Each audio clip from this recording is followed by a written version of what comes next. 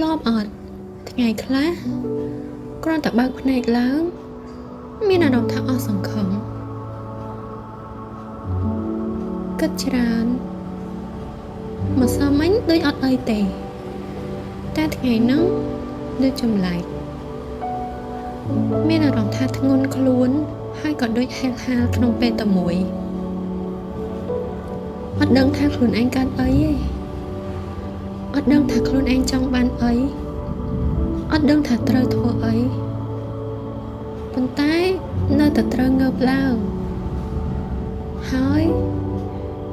ធ្វើអីដែលត្រូវធ្វើប៉ុន្តែធ្វើអីគេអត់ដឹងទេងើបសិនណា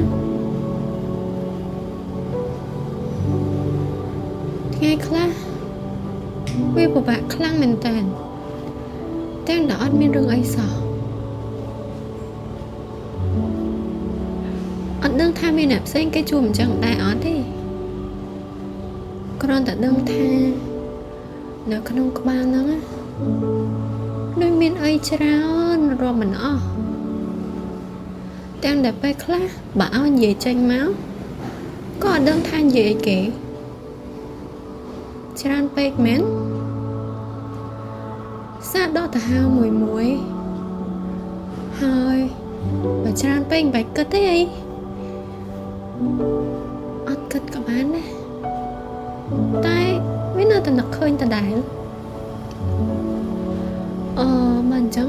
តាមហ្នឹងនឹកឃើញអីក៏នឹកប៉ុន្តែត្រូវចាំថាត្រូវសម្រួលអារម្មណ៍ខ្លួនឯងមកវិញពេលខ្លះរឿងមួយចំនួនវាមានតែនៅក្នុងក្បាលយើងឯងតែវាអត់ពិតផងហ្នឹងរឿងខ្លះយើងគ្រាន់តែសម័យខ្លួនឯងបង្កើតបញ្ហាបង្កើតការព្រួយបារម្ភឲ្យខ្លួនឯងហ្នឹងអញ្ចឹងមិនបាច់គិតច្រើនទេ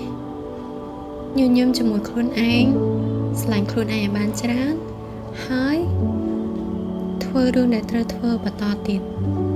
ប៉ុណ្ណឹងទៅបានទេ